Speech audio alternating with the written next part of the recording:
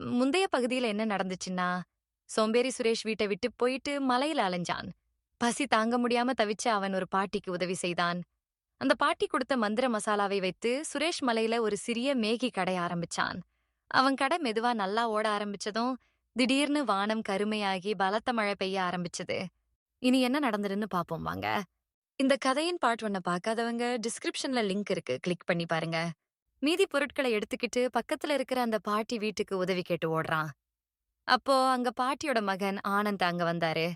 அண்ணே, மழை நிக்கிற வரைக்கும் உங்க வீட்ல கொஞ்சம் இடம் கிடைக்குமா? நிச்சயமா தம்பி, உள்ள வா. சுரேஷ் வீட்டுக்குள்ள போறான். அண்ணே, இங்க ஒரு பாட்டி இருந்தாங்களே, அவங்கள காணோம். நீங்க அவங்க பையன் தானே? ஆமா தம்பி, ஆனா உனக்கு எப்படி எங்க அம்மாவை தெரியும்? கொஞ்ச நாளைக்கு முன்னாடி அவங்களுக்கு உடம்பு முடியாம இருந்தப்போ நான் தான் கூட இருந்து பார்த்துக்கிட்டேன். அப்படியா? என் அம்மாவை ஒருத்தர் ரொம்ப நல்லா பாத்துக்கிட்டான்னு ஊர்க்காரங்க சொன்னாங்க. அது நீதானா? ஆமா. பாட்டி இப்போ எப்படி இருக்காங்க அண்ணே? தம்பி, நீ நினைச்சாலும் இனி அவங்க கிட்ட எதுவும் சொல்ல முடியாது. சில நாளைக்கு முன்னாடி அம்மா இறந்துட்டாங்க. சுரேஷ் அதிர்ச்சியா கேக்குறான். என்னது, இறந்துட்டாங்களா? ஆமா தம்பி, நான் வேலை விஷயமா வெளியூர் போயிருந்தேன். திரும்பி வந்த மறுநாளே அவங்களுக்கு உடம்பு ரொம்ப மோசமாகி இறந்துட்டாங்க. அவங்க கடைசியா உன்னை பத்தி நிறைய சொன்னாங்க. ஊர்க்காரங்களும் சொன்னாங்க. நீ மலை மேல மேகி கடை ஆரம்பிச்சிருக்கேன்னு எல்லாரும் சொன்னாங்க. உன்னை மறுபடியும் பாப்பேன்னு நான் நினைக்கவே இல்லை. ஆமா, நீ ஏன் அந்த மலையிலிருந்து இங்க வந்துட்ட? இன்னைக்கு கடை போடலையா? உன் மேகி கடை ஐடியா சூப்பர். இங்க நிறைய பேர் வர்றாங்க, ஆனா மேகி கடை தான் இல்ல. உன் கடை கண்டிப்பா நல்லா ஓடும். அப்போ அந்த ஆளோட சின்ன மகள் அங்க ஓடி வர்றா. அப்பா அப்பா, எனக்கும் மேகி வேணும். செல்லமே, இந்த மழையில உனக்கு எங்க போய் மேகி வாங்குறது? அண்ணே, என்கிட்ட கொஞ்சம் மேகி மீதி இருக்கு. இதோ பாப்பாவுக்கு செஞ்சு தர்றேன். சுரேஷ் மேகி செஞ்சு கொடுக்கறான்.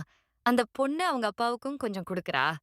ஆஹா, இப்படி ஒரு மேகியை நான் என் வாழ்க்கையிலே சாப்பிட்டதே இல்ல. தம்பி, உன் கடைக்கு நான் இனிமே டெய்லி வருவேன் போல இருக்கே. இல்லண்ணே, நான் இனிமே கடை நடத்த போறதில்ல. எவ்வளவு முயற்சி செஞ்சாலும் இந்த மலையில கடை நிக்க மாட்டேங்குது. ஏதாவது பிரச்சனை வந்துட்டே இருக்கு. அப்படி சொல்லாத தம்பி, இப்படி ஒரு மேகி இந்த ஊர்ல எங்குமே கிடைக்காது. உனக்கு நான் உதவி பண்றேன். என் அம்மாவுக்கு நீ செஞ்ச உதவிக்கு இது நான் செய்யற கைமாறு. சுரேஷ் யோசிக்கிறான். இவர் சொல்றதும் சரிதான். மேகி கடை இல்லைன்னா நான் மறுபடியும் வேலை தேடி அலையணும். இவர்கிட்ட காசு வாங்கிட்டு ஒரு சின்ன கடை ஆரம்பிச்சு பொழைப்பை ஓட்டலாம். சரிண்ண, ஆனா நீங்க தினமும் உங்க மகளை என் கடைக்கு கூட்டிட்டு வரங்க. ஆனந்த் சிரிச்சுக்கிட்டே சொல்றாரு. தினமும் கூட்டிட்டு வந்தா இவளுக்கு இதுவே பழக்கமாயிடும் தம்பி. சுரேஷ் அவர் உதவியோட ஒரு சின்ன கடைய தயார் பண்றான். மெல்ல மெல்ல அவன் கடை ஃபேமஸ் ஆகுது. மலை ஏறுற பயணிகள் அவன் கை மேகியையும் டீயையும் குடிக்காம போறதில்ல. ஒரு நாள் ஒரு வாடிக்கையாளர் கூட்டம் அங்க வர்றாங்க. தம்பி, 4 மேகியும் டீயும் குடு. உன் கடைய பத்தி ரொம்ப தூரத்துல இருந்து கேள்விப்பட்டு வந்திருக்கேன். சுரேஷ் அந்த பாட்டி கொடுத்த மந்திர மசாலாவை போட்டு மேகி செஞ்சு கொடுக்கறான். வாசனை சும்மா தூக்குதே. மேகி எவ்வளவு ருசியா இருக்கும்னு யோசிச்சு பாக்குறேன். எல்லாரும் சாப்பிட்டுட்டு வியந்து போறாங்க. தம்பி, கேள்விப்பட்டதை விட இது ரொம்ப ருசியா இருக்கு. அடுத்த மாசம் என் மகளோட பிறந்த நாள். அங்க வந்து உன் மேகி ஸ்டால் போடுறியா? ரொம்ப நன்றி சார். சுரேஷ் ரொம்ப சந்தோஷப்படுறான். கொஞ்ச நாள் கழிச்சு அந்த பாட்டியோட மகன் ஆனந்த் கடைக்கு வர்றாரு.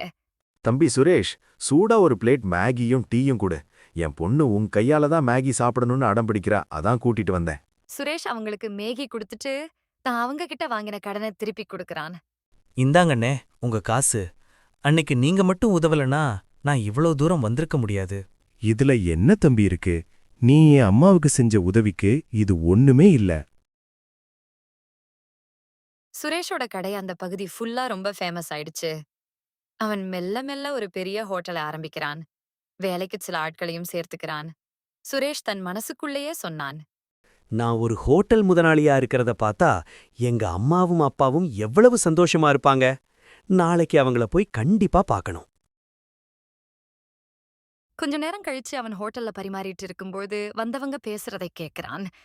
பாவம் அந்த அப்பா அம்மா 4 நாளா சாப்பிடாம தண்ணி கூட குடிக்காம அந்த கோயில்லே கிடக்குறாங்களாம். தன் மகனை தேடிட்டு இருக்காங்களாம். என்ன பாவம் வேண்டியிருக்கு? மகனை இவரே வீட்டை விட்டு துரத்திட்டு இப்ப தேடிட்டு இருக்காரு. அந்த பையன் ஒரு வேலைக்கும் போக மாட்டான், அதான் கோபத்துல துரத்திட்டாராம். சுரேஷ் இதையெல்லாம் அதிர்ச்சியா கேக்குறான். சுரேஷ் தனக்குள்ளேயே சொன்னான். ஒருவேளை எங்க அம்மா அப்பாவா இருக்குமோ? சுரேஷ் ஓடிப்போய் கோயில பார்க்கறான். அங்க பசியும் பட்னியுமா தன் அம்மாவும் அப்பாவும் உட்கார்ந்திருக்காங்க. சுரேஷ் கதறிக்கொண்டு ஓடுகிறான். அவர்களை கத்தி கூப்பிட்டான். அப்பா, அம்மா. 2 பேரும் அதிர்ச்சியா பார்த்தாங்க. அம்மா சுரேஷை பார்த்ததும் தட்டு தடுமாறி எழுந்து ஓடி வருகிறார். சுரேஷ், என் கண்ணு, என் சாமி, நீதானா இது? உன்னை தேடி தேடி எங்க கண்ணே போயிடுச்சுடா. அந்த மலையில விழுந்துட்டியோ இல்ல பசியில எங்காவது மயங்கி கிடக்கியோன்னு ஒரு நிமிஷமும் துடிச்சு போயிட்டேன்டா. உன்னை பார்த்ததுமே எனக்கு உசிறு வந்துருச்சுடா கண்ணா. சுரேஷ் அம்மாவை கட்டிக்கொண்டு அழுகிறான். என்னை மன்னிச்சிடுமா, உங்களை இவ்வளவு கஷ்டப்பட வச்சிட்டேன். சுரேஷ் ஓடிப்போய் அப்பாவை கட்டிப்பிடிச்சுக்கிறான். மாணிக்கம் மற்றும் சுரேஷ் 2 பேர் கண்ணிலையும் கண்ணீர். என்ன மன்னிச்சிடு மகனே, உன்னை வீட்டை விட்டு துரத்தி அலக்கழிச்சிட்ட. அம்மா அப்பாவை பார்த்து சொல்கிறாள். பாத்தீங்களா, அன்னிக்கு ஒரு நிமிஷம் யோசிக்காம துரத்திட்டீங்க. இப்ப பாருங்க, என் புள்ள எப்படி எலும்பும் தோலுமா போயிருக்கான். சுரேஷ், எப்ப வருவேன்னு வாசல்லையே காத்துக்கிட்டு இருந்தேன்டா. உன் முகம் பார்க்காம எனக்கு சோறு இறங்கலடா. இல்லம்மா, அன்னிக்கு அப்பா மட்டும் என்னை துரத்தலனா இன்னைக்கு நான் இவ்வளோ பெரிய ஹோட்டல் முதலாளி ஆகி இருக்க மாட்டேன். என்னையும் மன்னிச்சிடுங்கப்பா, உங்க பேச்ச நான் கேட்கல. என்னது, ஹோட்டல் முதலாளியா? ஆமாப்பா, இந்த மலையில நான் ஒரு மேகி ஹோட்டல் நடத்துறேன். சுரேஷ் நடந்த எல்லாத்தையும் சொல்றான். மாணிக்கம் அதிர்ந்து போறாரு. ரொம்ப சந்தோஷம்பா. உன்னை எங்கெல்லாம் தேடுனேன் தெரியுமா? வா, வீட்டுக்கு போகலாம். கண்டிப்பா போலாம்ப்பா. ஆனா முதல்ல என் ஹோட்டலுக்கு வந்து பாருங்க. சுரேஷ் தன் பெற்றோரை கூட்டிக் கொண்டு ஹோட்டலுக்கு போறான். 2 பேரும் ஹோட்டலை பார்த்துட்டு சந்தோஷமும் அதிர்ச்சியும் கலந்து சுரேஷ், இவ்வளவு பெரிய கடையா? இதெல்லாம் உன்னுடையதா? ஆமாப்பா, என் உழைப்பால உருவாக்குன ஒவ்வொரு நிமிஷமும் உங்களை நான் நினைச்சிட்டே இருந்தேன். அம்மா ஹோட்டலை பார்த்து ஆச்சரியமா கேக்குறா. சுரேஷ், இவ்ளோ பெரிய கடையா? இதெல்லாம் உன்னுடையதா? நிஜமாவே ஏன் புள்ள இதெல்லாம் செஞ்சானா? அன்னைக்கு தூங்கிட்டே இருந்த புள்ளையா இது? ஆமாமா, அவன் உழைப்பால இன்னைக்கு ஒரு ராஜாவா நிக்கிறான். அப்பா சுரேஷை கட்டி அணைத்துக் கொண்டார். உன்னை நினைச்சு பெருமையா இருக்கு மகனே. வா, வீட்டுக்கு போலாம். நீ இல்லாம வீடு வெறிச்சு ஓடி கிடக்கு. பாரு, எவ்வளவு இளைச்சு போயிட்ட. சுரேஷ் தன் சோம்பேறித்தனத்தை விட்டுட்டு ஒரு பெரிய உழைப்பாளியா மாறி குடும்பத்தோட சந்தோஷமா இருந்தான். சுரேஷ் தன் அப்பா அம்மாவை ஹோட்டலுக்கு கூட்டிட்டு வந்து 1 வருஷம் ஆச்சு. இப்போ சுரேஷோட ஹோட்டல் அந்த மலைப்பகுதியிலேயே ரொம்ப பெரிய ஹோட்டலா மாறிடுச்சு. சுரேஷ் இப்போ வெறும் மேகி மட்டும் போடல. மலையில இருக்கிற இயற்கையான மூலிகைகளை வச்சு chicken Maggi, vegetable Maggi, egg மேகின்னு புதுசா சமைக்க ஆரம்பிச்சான். ஹோட்டலில் மக்கள் கூட்டம் நிரம்பி வழிகிறது. சுரேஷ் பிஸியாக வேலை பார்த்துக் கொண்டிருக்கிறான். சுரேஷ், மெதுவா பண்ணுப்பா. காலையில இருந்து ஒரு நிமிஷம் கூட உட்கார்ல. இந்த தண்ணிய குடி. இல்லப்பா, வர்றவங்க பசியோட வர்றாங்க. அவங்களுக்கு சீக்கிரம் சாப்பாடு கொடுக்கறது தான் என்னோட வேலை. நீங்க போய் அங்க இருக்கிற வாடிக்கையாளர்கிட்ட மேகி எப்படி இருக்குன்னு கேட்டுட்டு வாங்க. அப்பா சிரித்துக்கொண்டே சொல்கிறார். நிச்சயமா போய் கேக்குறேன். இப்போவெல்லாம் நீ அதிகாரமா சொல்றத கேக்குறதுல எனக்கு ஒரு தனி சந்தோஷம்டா. திடீரென சுரேஷின் பழைய நண்பர்கள் மணி, ராமு இருவர் ஹோட்டலுக்கு வருகிறார்கள். இவ்வளவு மாதங்கள் மணி வெளியூரில் வேலை செய்து கொண்டிருந்தான். சுரேஷை பார்த்து அதிர்ச்சி அடைகிறான். டேய், இது நம்ம சுரேஷ் இல்ல? இவ்வளவு பெரிய ஹோட்டல் இவன் கடையா? ஆமாடா, நீலமலையில இவனை பத்தி பேசாத ஆளே இல்ல. முன்னாடி ஒரு வேலைக்கும் போகாம தூங்கிட்டே இருப்பான். இப்போ இவ்ளோ சுறுசுறுப்பா இருக்கான் பாரு. டேய் சுரேஷ், எங்கள அடையாளம் தெரியுண்டா? சுரேஷ் சிரித்துக்கொண்டே வரவேற்கிறான். வாங்கடா மணி, ராமு, உங்களை எப்படி மறப்பேன்? வாங்க உட்காருங்க. என்ன இன்னைக்கு இந்த பக்கம்? இந்த பக்கம் சுத்தி பார்க்கலான்னு வந்தோண்டா. உன்னை பத்தி கேள்விப்பட்டோம், நம்பவே முடியல. அன்னைக்கு உங்க அப்பா வீட்டை விட்டு துரத்துனப்போ நாங்க கூட நீ அவ்வளவுதான்னு நினைச்சோம். ஆனா இப்போ நீ ஒரு ராஜா மாதிரி இருக்க. ராஜா மாதிரி இல்லடா, ஒரு உழைப்பாளி மாதிரி இருக்க. அன்னிக்கு அப்பா என்னை துரத்தலனா இன்னைக்கு நான் பிச்சை தான் எடுத்துட்டு இருந்திருப்பேன். கஷ்டம் வந்தப்பதான் காசோட மதிப்பு புரிஞ்சுது. ஆமாடா, ஆனா இந்த மேகில அப்படி என்னதான் ரகசியம் வச்சிருக்க? வாசனை ஆள தூக்குது. இதுல ரகசியம் ஒன்னும் இல்லடா. ஒரு பாட்டி சொல்லிக் கொடுத்த அன்பும் அப்புறம் நான் கண்டுபிடிச்ச சில மலை மசாலாக்களும் தான் காரணம். இருங்க, உங்களுக்கு ஒரு ஸ்பெஷல் சிக்கன் மேகி செஞ்சு எடுத்துட்டு வரேன். சுரேஷ் சமையலறைக்குச் சென்று மேகி செய்கிறான். அப்போது ஒரு பெரிய பிசினஸ்மேன் தன் மேனேஜருடன் ஹோட்டலுக்கு வந்து மேகி சாப்பிட்டுக் கொண்டிருந்தனர். மேனேஜர், இந்த இடத்தோட ஓனர் யாருன்னு பாருங்க. இவரோட மேகி மசாலாவ நான் என் கம்பெனி மூலியமா உலகம் முழுக்க விக்கணும்னு நினைக்கிறேன். இதோ கூப்பிடுறேன் சார். தம்பி, இந்த ஹோட்டல் ஓனர் சுரேஷ் நீங்க தானே? இதோ மிஸ்டர் ராகவன் உங்களை கூப்பிடுறாரு. சுரேஷ் வெளியே வந்து பேசுறான். சொல்லுங்க சார், உங்களுக்கு மேகி இன்னும் வரலையா? மேகி வந்தாச்சு தம்பி. ருசி அற்புதம். நான் ஒரு பெரிய ஃபுட் கம்பெனி வச்சிருக்கேன். உன்னோட இந்த மந்திர மசாலா ஃபார்முலாவை எனக்கு கொடுக்கறியா? உனக்கு நான் பல கோடி ரூபாய் தர்றேன். நீ இந்த மலை மேல இவ்வளவு கஷ்டப்பட வேணாம். இதைக் கேட்டதும் சுரேஷின் அப்பா ஆசையோடு சுரேஷை பார்க்கிறார்.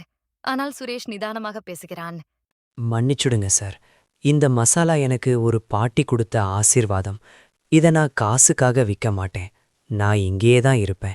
பெரிய ஹோட்டல்ல ஏசில உட்காந்து சாப்பிட்றத விட இந்த மலைக்காத்துல பசியோட வர்ற சாதாரண மக்களுக்கு குறைஞ்ச விலையில ருசியா சாப்பாடு கொடுக்கறது தான் எனக்கு பிடிச்சிருக்கு.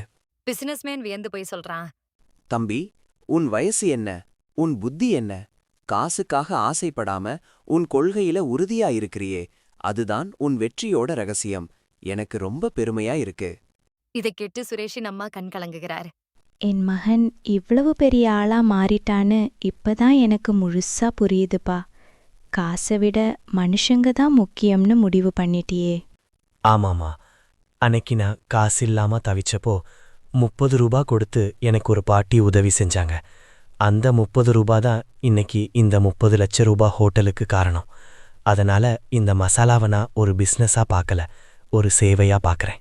சுரேஷ் தன் நண்பர்களுக்கும் பெற்றோருக்கும் அந்த பிசினஸ்மேனுக்கும் சூடாக மேகி பரிமாறுகிறான். அனைவரும் சிரித்துப் பேசிக்கொண்டே சாப்பிடுகிறார்கள். அப்பா பெருமையுடன் சொல்கிறாரு.